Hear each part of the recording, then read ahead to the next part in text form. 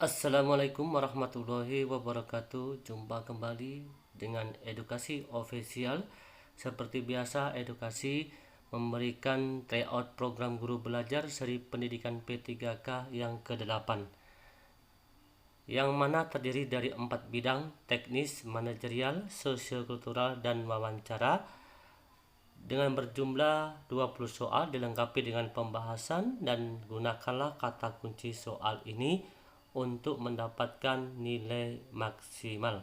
Seperti biasa, mohon dukungan dengan cara like, subscribe, dan share jika bermanfaat. Oke, langsung saja kita masuki pada soal nomor 1. Upaya yang dapat dilakukan pendidik untuk memotivasi peserta didik agar termotivasi terhadap materi yang akan diberikan adalah dengan cara: A. Memberikan materi pelajaran dengan cara sesantai-santainya. B. Hanya memberikan materi dasar saja yang mudah dipahami peserta didik. C. Menginformasikan pentingnya atau manfaat pembelajaran suatu topik tertentu. D. Tidak memberikan tugas yang berat kepada peserta didik. E. Memberikan hadiah berupa uang pada peserta didik yang mendapat nilai maksimal. Kita perhatikan kata kuncinya: memotivasi peserta didik. Termotivasi terhadap materi, maka yang akan diberikan kepada peserta didik adalah, kita perhatikan pada pembahasan tersebut. Memotivasi peserta didik: 1. Membuat siswa aktif dalam kegiatan belajar mengajar. 2. Menciptakan suasana kelas yang kondusif. 3. Menciptakan metode belajar yang variatif. 4. Meningkatkan antusias dan semangat guru dalam mengajar. 5. Menginformasikan pentingnya manfaat pembelajaran. Di sini ada menginformasikan pentingnya manfaat pembelajaran. Maka sudah cukup jelas jawabannya adalah C. Menginformasikan pentingnya atau manfaat pembelajaran atau mempelajari suatu topik tertentu. 2. Siswa mengingat apa yang dikerjakan daripada apa yang didengarkan. Moto tersebut cocok dalam model pembelajaran: A. Praktikum. B. Quantum learning. C. Kooperatif. D. Terpadu. E. CTL. Kata kuncinya mengingat apa yang dikerjakan daripada apa yang didengarkan. Ini merupakan moto model pembelajaran. Kita lihat pembahasan. Kita perhatikan satu persatu pengertian dari opsi tersebut. Quantum learning itu merupakan metode belajar yang mengajak siswa belajar dalam suasana yang lebih nyaman dan menyenangkan, sehingga siswa akan lebih bebas dalam menemukan pengalaman baru. Itu disebut dengan quantum learning. Kooperatif: strategi pengajaran yang dirancang untuk mendidik kerjasama kelompok dan interaksi antar siswa. Terpadu: konsep pada pendekatan pembelajaran yang melibatkan beberapa mata pelajaran untuk memberikan pengalaman yang bermakna. CTL: konsep belajar yang membantu guru dalam mengaitkan antara materi yang dipelajarinya dengan situasi dunia nyata. Di sini soalnya siswa mengingat apa yang dikerjakan, maka kerjakan secara langsung, daripada apa yang didengar. Maka moto tersebut sesuai dengan model pembelajaran ECTL. 3. Brunner menyatakan bahwa penggunaan media dalam kegiatan pembelajaran merupakan salah satu bukti masih diperlukannya sistem enaktif dan ikonik dalam proses pembelajaran. Yang dimaksud tahap enaktif adalah: A. seseorang memahami konsep dengan menggunakan banyak sistem simbol. B. Seseorang lebih paham tentang sesuatu jika dilakukan dengan melaksanakan. C. Seseorang telah mampu memiliki ide-ide atau gagasan abstrak. D. Seseorang melakukan aktivitas-aktivitas dalam upayanya untuk memahami lingkungan. E. Seseorang memahami objek-objek atau dunianya melalui gambar dan visualisasi verbal. Kata kuncinya di sini menurut pernyataan dari Brunner, enaktif dan ikonik dalam proses pembelajaran.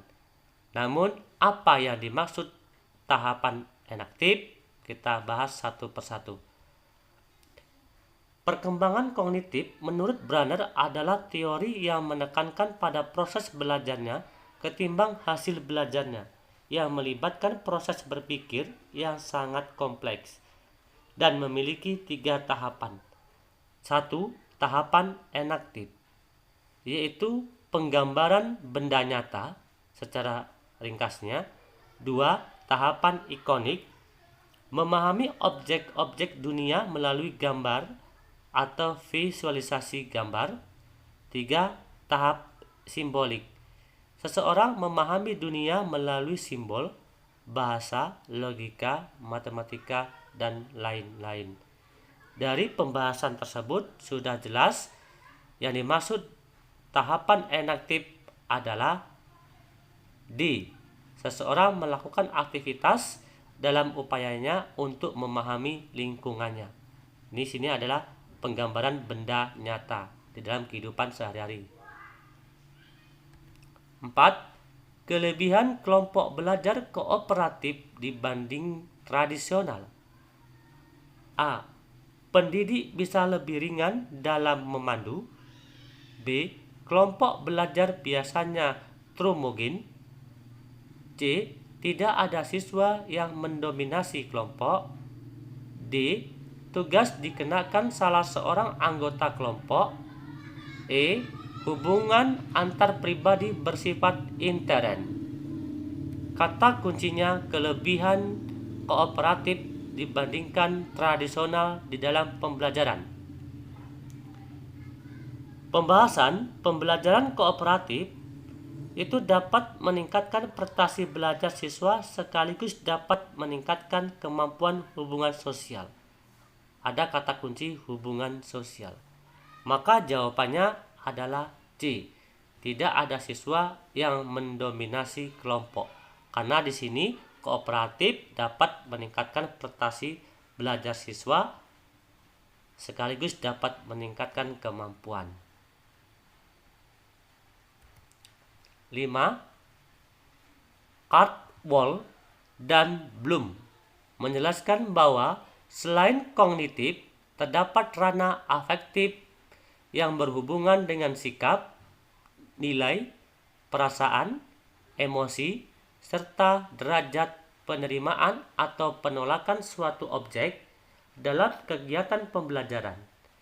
Yang bukan termasuk ranah afektif yaitu A. Penilaian, B. Mengelola, C. Memahami, D. Menanggapi, E. Karakterisasi. Kata kuncinya menurut Cardwell dan Bloom yang bukan termasuk ranah afektif. Perhatikan, yang termasuk ranah kognitif menurut Cardwell dan Bloom adalah yang termasuk ranah afektif. A. Penilaian. 1. Penilaian. 2. Mengelola. 3. Menanggapi. 4. Karakterisasi. Ini maksudnya adalah yang termasuk ranah afektif ya, bukan ranah kognitif. Jawabannya adalah C. Memahami, karena yang bukan termasuk ranah afektif. 6. Berikut ini adalah model yang dapat dikembangkan dalam pendekatan pembelajaran terintegrasi kecuali A. Nested, B. Integrate, C. Share, D. Inquiry, E. Fragmented. Kata kuncinya pembelajaran terintegrasi, kecuali. Pengertiannya, pembelajaran terintegrasi atau disebut dengan terpadu, yaitu menggunakan pendekatan antar bidang studi dengan cara menetapkan prioritas kurikuler dan menemukan keterampilan. Maka karena di sini yang bukan, yang kecuali, maka jawabannya E. Fragmented. Karena tidak ada pengaruhnya di dalam pembelajaran, tidak ada hubungannya dengan pembelajaran. 7. Perkembangan sikap spiritual dan sikap sosial peserta didik dapat dicatat dalam satu jurnal atau dalam 2 jurnal yang terpisah. Peserta didik yang dicatat dalam jurnal pada dasarnya adalah A. Mereka yang menunjukkan perilaku baik, B. Mereka yang menunjukkan perilaku sangat baik, C. Mereka yang menunjukkan perilaku kurang baik, D. Semua perilaku pada setiap siswa di kelasnya, E. Semua perilaku pada setiap siswa baik di kelas maupun di luar kelas. Perkembangan sikap spiritual dan sikap sosial yang dicatat dalam satu jurnal atau 2 jurnal. Perhatikan kata kuncinya perkembangan sikap spiritual dan sikap sosial. Pembahasannya di sini sudah cukup jelas. Maka perkembangan sikap spiritual dan sikap sosial yang perlu dicatat dalam satu jurnal atau 2 jurnal pada dasarnya adalah B. Mereka yang menunjukkan perilaku yang sangat baik. 8. Proses pembelajaran, setiap individu memerlukan perlakuan yang berbeda, maka strategi dan upaya pelaksanaannya pun akan berbeda pula. Berikut ini yang bukan merupakan hal penting yang perlu diperhatikan berkaitan dengan karakteristik individual peserta didik, yaitu A. Karakteristik yang berkaitan dengan daya pikir, B. Karakteristik yang berkaitan dengan latar belakang, C. Karakteristik yang berkaitan dengan perbedaan kepribadian, D. Karakteristik yang berkaitan dengan kemampuan awal, E. Karakteristik yang berkaitan dengan status sosio-kultural. Kata kuncinya yang bukan. Karakteristik individual peserta didik yaitu, perhatikan, karakteristik peserta didik meliputi ada 11. 1. Etnik, 2. Kultural, 3. Status sosial, 4. Minat, 5. Perkembangan kognitif, 6. Kemampuan awal, 7. Gaya belajar, 8. Motivasi, 9. Perkembangan emosi, 10. Perkembangan sosial, 11. Perkembangan moral dan spiritual. Dari ringkasan pembahasan tersebut, yang bukan merupakan karakter individual peserta didik adalah A. Karakteristik yang berkaitan dengan daya pikir. 9. Dalam quantum teaching, guru menggunakan bahan audio visual yang mendekati realitas dengan tujuan utamanya adalah A. Agar siswa selalu tertarik terhadap mata pelajaran yang diajarkan, B. Memberikan kenyamanan dalam proses belajar mengajar, C. Memberikan pengalaman belajar yang banyak dengan cara sedikit, D. Untuk menutupi kekurangan penguasaan materi, E. Meningkatkan kepekaan pendengaran peserta didik. Kata kuncinya dalam quantum teaching guru, yaitu menggunakan bahan audio visual. Perhatikan, tujuan pembelajaran quantum teaching adalah untuk menciptakan lingkungan belajar yang efektif, menciptakan proses pembelajaran yang menyenangkan, menyesuaikan kemampuan otak dengan apa yang dibutuhkan oleh otak sehingga dapat memberikan pengalaman belajar. Maka jawabannya C. Memberikan pengalaman belajar yang banyak dengan cara sedikit. 10. Gaya belajar peserta didik yang memiliki kesulitan jika pembelajaran dilakukan melalui presentasi verbal tanpa disertai gambar-gambar atau simbol, sebaiknya menggunakan gaya belajar A. Adaptive learners, B.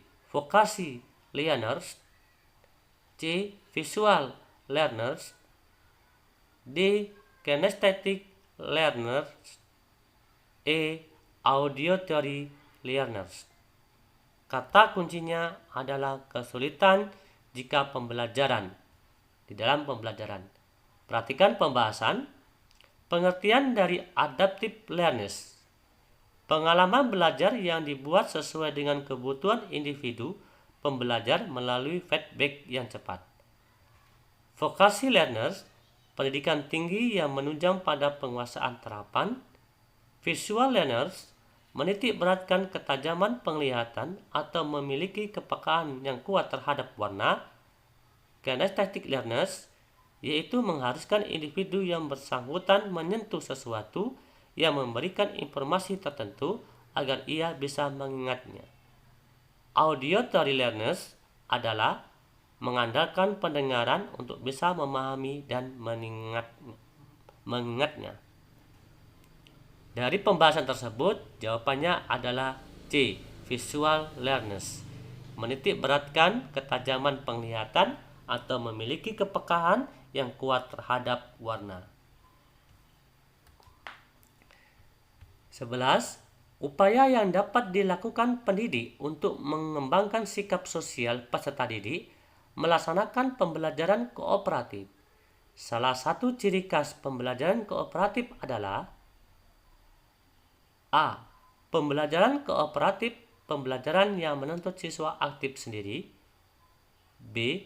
Siswa dituntut mengkolaborasikan materi yang diberikan pendidik dengan kehidupan sehari-hari. C. Pendidik dalam memberikan materi pelajaran selalu dengan penugasan dan kelompok. D. Siswa yang pintar bersedia membantu temannya yang belum memahami materi pelajaran. E. Pendidik dalam memberikan materi pelajaran dengan cara diskusi yang aktif. Kata kuncinya pembelajaran kooperatif. Pembelajaran kooperatif di dalam pembahasan ini yaitu dapat meningkatkan prestasi belajar siswa dengan sekaligus dapat meningkatkan kemampuan hubungan sosial. Maka salah satu ciri khas pembelajaran kooperatif adalah D. Siswa yang pintar bersedia membantu temannya yang belum memahami materi pelajaran. 12. Penilaian hasil belajar siswa didasarkan pada karya dan tugas siswa, kemampuan dalam proses pembelajaran, dan hasil post-test tersebut. A. Masyarakat belajar. B. Menyenangkan. C. Authentic assessment. D. Pra-assessment. E. Konstruktivisme. Kata kuncinya penilaian hasil belajar, hasil post-test. Di sini cukup jelas, yaitu jawabannya adalah C. Authentic assessment. 13. Berdasarkan teori Vygotsky, pembelajaran lebih diarahkan pada penggunaan strategi untuk mengembangkan kemampuan intermental daripada kemampuan intramentalnya. Yang dimaksud dalam teori tersebut adalah A. Peserta didik berkolaborasi dengan teman sebaya agar memberikan informasi baru. B. Peserta didik diberi bimbingan agar dalam pembelajaran dapat maksimal. C. Peserta didik diberi banyak tugas di rumah agar terlatih. D. peserta didik diarahkan agar menyelesaikan pemecahan masalah secara mandiri. Peserta didik diajak untuk diskusi agar pemahaman terhadap suatu materi merata. Kata kuncinya adalah teori Vygotsky. Teori Vygotsky adalah pembelajaran terjadi apabila anak-anak bekerja atau belajar menangani tugas-tugas yang belum dipelajari, namun tugas-tugas itu masih berada dalam jangkauan kemampuannya. Itu menurut teori Vygotsky. Maka jawabannya adalah D. Peserta didik diarahkan agar menyelesaikan pemecahan masalah secara mandiri. 14. Peta konsep dikembangkan berdasarkan kerja otak untuk mengingat informasi dalam bentuk A. Parsial, B. perasa, C. suara musik, D. simbol, E. kinetik.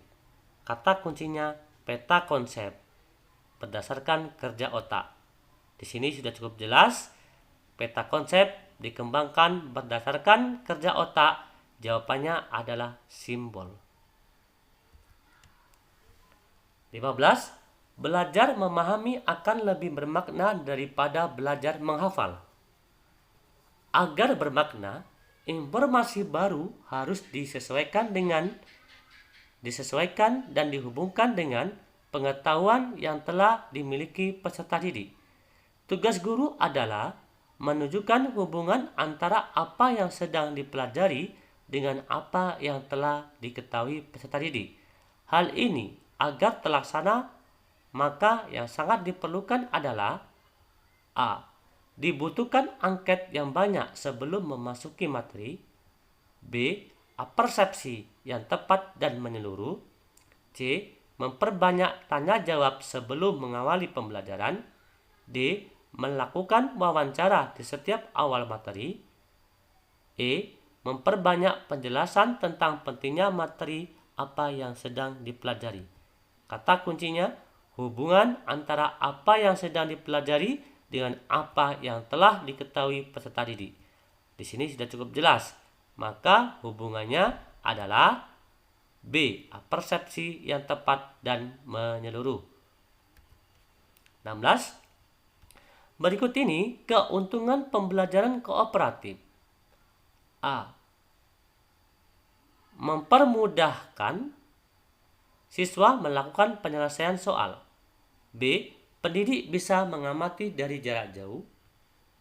C. Menghilangkan sifat mementingkan sendiri. D. Mengembangkan nilai-nilai sosial dan komitmen. E. Meningkatkan kepekaan dan kesetiakawanan. Kata kuncinya keuntungan pembelajaran kooperatif. Keuntungan pembelajaran kooperatif akan meningkatkan interaksi antar siswa. Hal ini terjadi dalam hal seorang siswa akan membantu siswa lainnya untuk sukses sebagai anggota kelompok, saling memberikan bantuan secara alamiah. Maka jawabannya adalah D. Mengembangkan nilai-nilai sosial dan komitmen. Mengapa jawabannya D di sini? Mengembangkan nilai-nilai sosial karena di sini adalah meningkatkan interaksi antar siswa dan akan membantu siswa lainnya untuk sukses sebagai anggota kelompok, atau kata intinya saling memberikan bantuan. 17. Dalam memberikan tugas, pendidik bisa memberikan tugas tak terstruktur. Jadi masuk dengan tugas tak terstruktur adalah A. Tugas yang diberikan kepada siswa tanpa perencanaan terlebih dahulu. B. Tugas yang diberikan kepada siswa dalam jangka waktu yang cukup lama. C. Tugas yang diberikan kepada siswa tanpa terkait dengan materi yang ada. D. Tugas yang diberikan kepada siswa yang tidak ada dalam program atau RPP. E. Tugas yang diberikan kepada siswa dengan materi acak dan tidak runtun. Kata kuncinya tugas tak terstruktur. Di sini sudah cukup jelas. Yang dimaksud dengan tugas tak terstruktur adalah B. Tugas yang diberikan kepada siswa dalam jangka waktu yang cukup lama. 18. Karakteristik peserta didik dapat diartikan keseluruhan pola kelakuan atau kemampuan yang dimiliki peserta didik sebagai hasil dari pembawaan dan lingkungan. Alasan yang tepat mengapa pendidik wajib memahami karakteristik setiap peserta didik adalah A. Agar dapat dijadikan pijakan dalam menentukan berbagai metode yang optimal. B. Agar mudah mengelompokkan bila kita menggunakan metode diskusi dalam pembelajaran. C. Agar mudah koordinasi dengan keluarganya bila terjadi sesuatu masalah pembelajaran. D. Agar kita sebagai pendidik mudah dalam memberikan penilaian sikap. E. Sebagai bahan dasar mengisi induk dan administrasi sekolah. Kata kuncinya adalah karakter setiap peserta didik. Ada 11 karakter peserta didik dalam pembahasan, yaitu etnik, kultural, status sosial, minat, perkembangan kognitif, kemampuan awal, gaya belajar, motivasi, perkembangan sosial, dan perkembangan moral serta spiritual. Maka karakter peserta didik tersebut adalah A. Agar dapat dijadikan pijakan dalam menentukan berbagai metode yang optimal. Kita sebagai guru wajib mengetahui karakter peserta didik sebelum pembelajaran dimulai.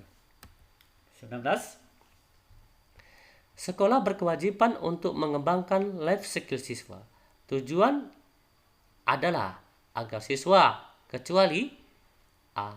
Mampu mengerjakan soal ujian, B. Memiliki keterampilan vokasional, C. Mampu hidup bahagia, D. Memiliki keunggulan akademik, E. Mampu mandiri. Kata kuncinya mengembangkan life skill siswa. Kecuali di sini tidak cukup jelas, maka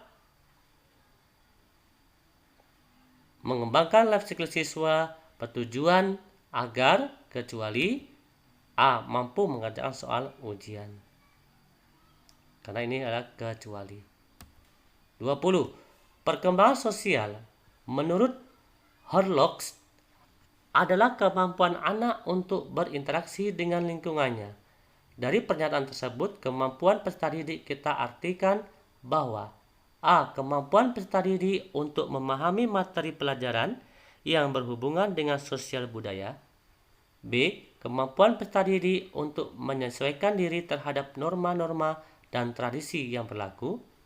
C. Kemampuan peserta didik untuk mengikuti pelajaran khususnya ilmu pengetahuan sosial dan pendidikan kewarganegaraan.